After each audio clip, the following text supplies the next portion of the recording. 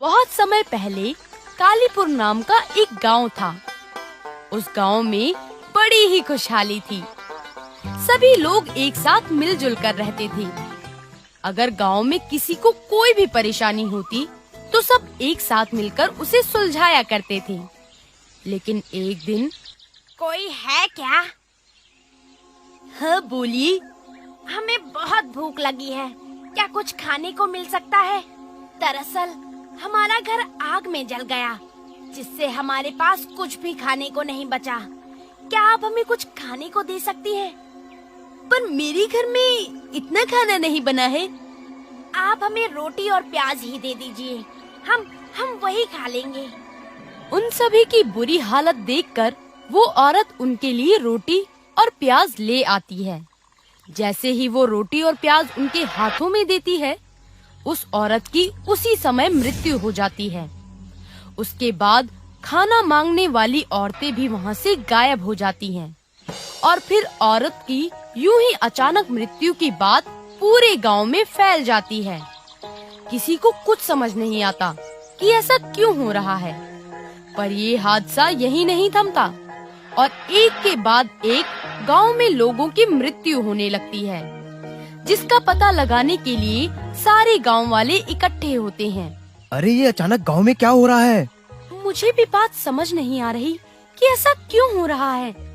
बस सबसे यही सुनने को मिल रहा है कि कुछ औरतें आती हैं जो प्याज मांगती हैं और प्याज मिलने पर व्यक्ति की मृत्यु हो जाती है और वो सभी वहाँ से गायब हो जाती हैं। मात्र प्याज मांगने से ऐसे कोई किसी को कैसे मार सकता है? बात कुछ और ही है। हम सभी को इसका पता लगाना होगा। प्याज मांगने वाली औरतों का पता लगाने के लिए गांव वाले अपने अपने घरों को बंद करके खिड़कियों से बाहर देखने लगते हैं और एक दूसरे को किसी अनजान के होने पर दरवाजा ना खोलने की सलाह देते हैं। कुछ ही देर में प्याज मांगने वाली औरतें फिर वहां आती हैं और एक घर का दरवाजा खटखटाती हैं। ये नजारा गांव वाले अपने घरों की खिड़कियों से देख रहे होते हैं। दरवाजा ना खुलने पर औरतों को पता चल जाता है, जिसमें से एक औरत चिल्लाकर बोलती है, अच्छा, तो तुम्हें पता चल ही गया कि ये सब गांव में हम ही लोग कर रहे हैं। चलो अच्छा है, हम अब छुपते छुपाते काम नहीं करेंगे। अब जो भी करेंगे सबके सामने खुलकर करेंगे। हम प्याज मांगने वाली डायन हैं और हमसे बच पाना तुम सबके लिए बहुत ही मुश्किल है। हमसे जो टकराएगा वो हमारी ताकत से मर जाएगा। हा हा हा हा हा हा हा।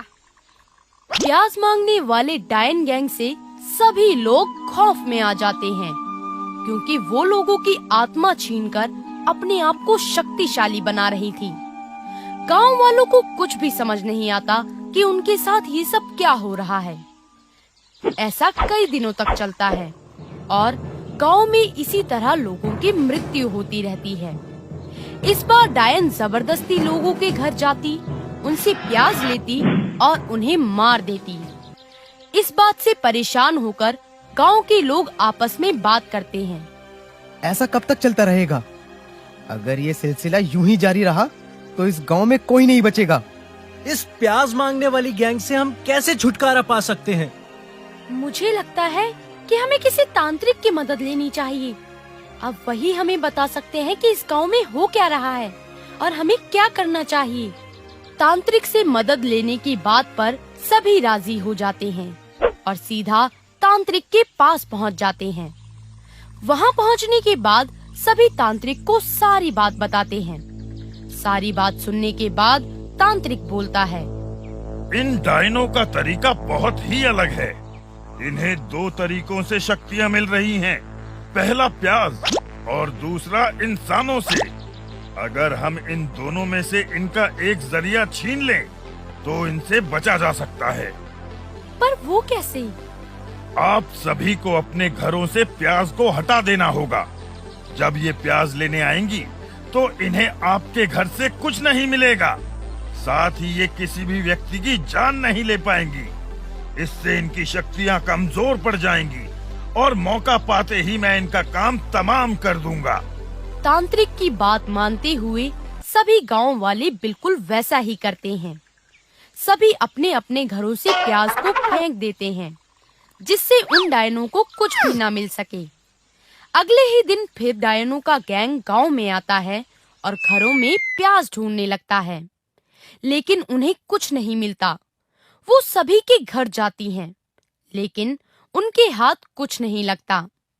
जिसके बाद सभी डायने गुस्से से आग बबूला हो जाती हैं और बहुत ही डरावना रूप धारण करके बोलती हैं।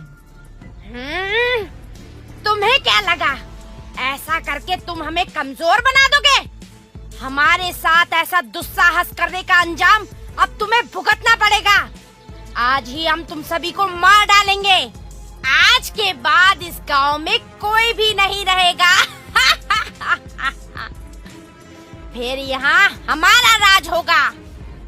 डायन ये बोल ही रही होती हैं कि तभी तांत्रिक वहाँ पहुँच जाता है और कहता है, तुम सभी इन निर्दोष गांव वालों को छोड़ दो, वरना मैं तुम्हारा ऐसा हाल करूंगा कि तुम हमेशा याद रखोगी। देख, हमारे बीच में मत पड़, वरना इन गांव वालों के साथ साथ हम तुझे भी मार डालेंगे। यानी तुम ऐसे नहीं मानोगी? ठीक है, मैं अभी तुम सभी को इसका मजा चखाता हूँ। तांत्रिक इतना कहते ही मंत्र पढ़ने लगता है, जिसकी शक्ति से बेबस होकर डायने और कमजोर पड़ जाती हैं और उन सभी की मौत हो जाती है। ये सब देखने के बाद सभी गांव वाले बड़े ही खुश होते हैं और तांत्रिक का शुक्रिया अदा करते हैं।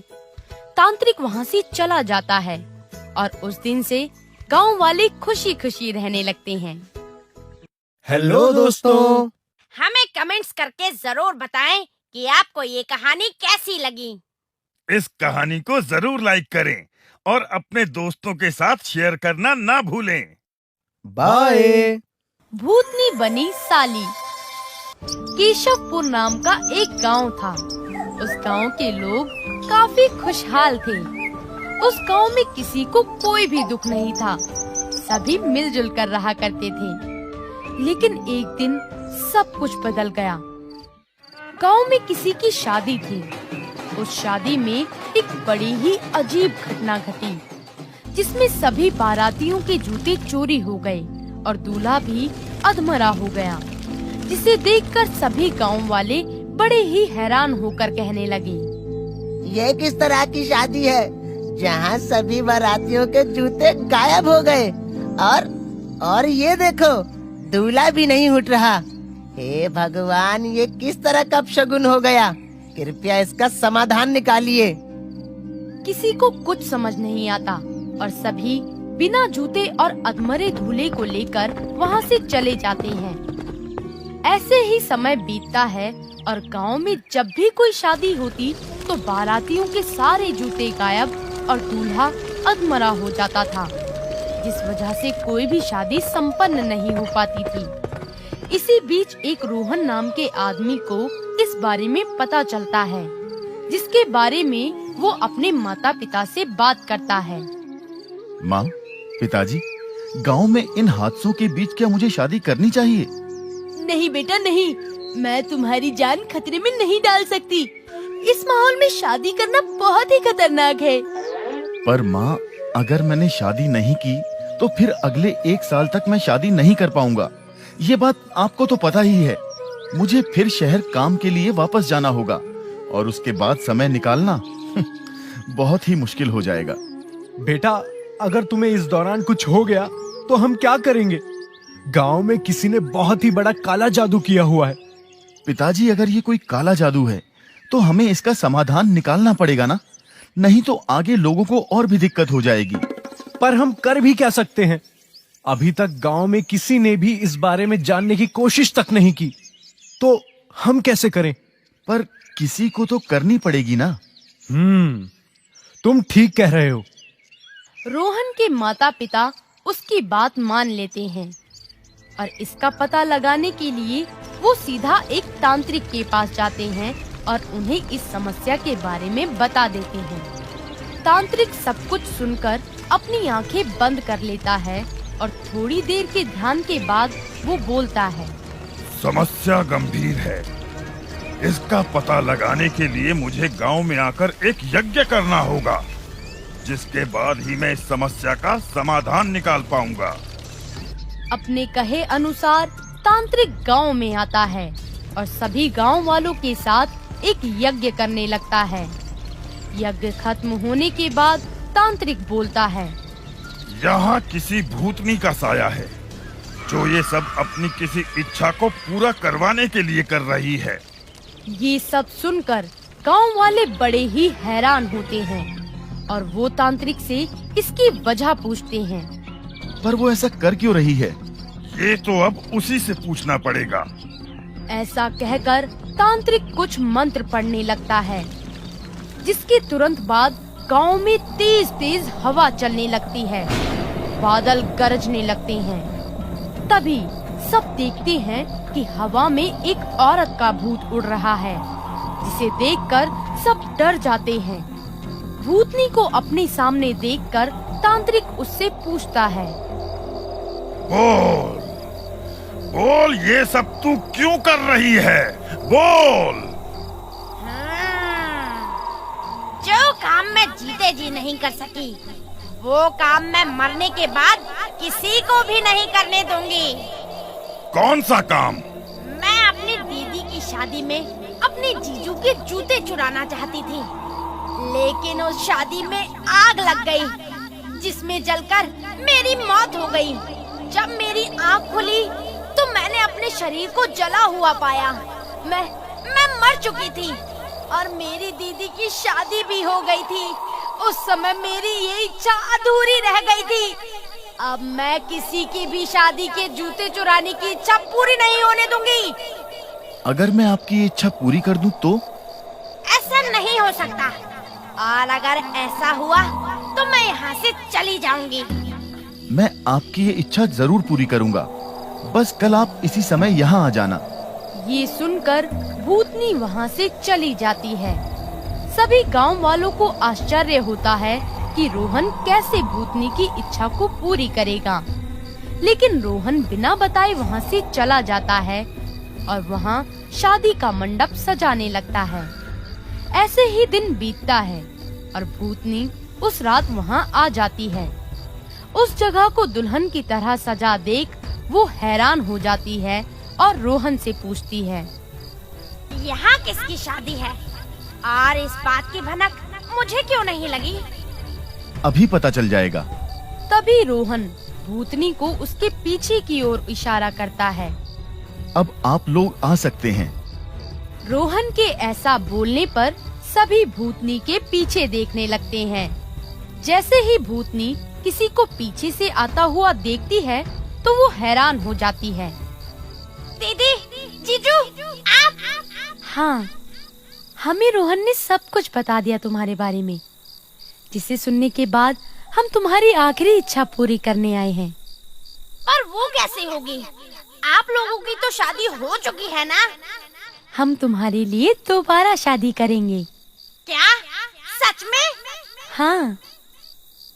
ऐसा कहते ही भूतनी के दीदी जीजू एक बार फिर से शादी कर लेते हैं और भूतनी अपने जीजू के जूते चुराकर अपनी आखिरी इच्छा पूरी कर लेती है और इस तरह भूतनी साली बन जाती है।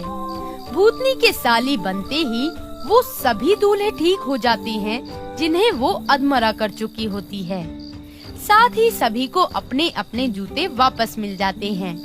इसके बाद भूतनी बोलती है, तुम लोगों ने मेरी इच्छा पूरी करके मुझ पर बहुत ही बड़ा उपकार किया है। अब मैं शांति से यहाँ से जा सकती हूँ। ऐसा बोलकर भूतनी वहाँ से चली जाती है और सभी गांव वाले रोहन का शुक्रिया अदा करते हैं। उस दिन के बाद से जितनी भी शादियाँ गांव में अधूरी रह गई थी, उन्हें सभी लोग मिलकर पूरा कर लेते हैं। साथ ही रोहन भी शादी करके अपनी पत्नी के साथ शहर चला जाता है और सभी गांव वाले खुशी खुशी रहने लग जाते हैं।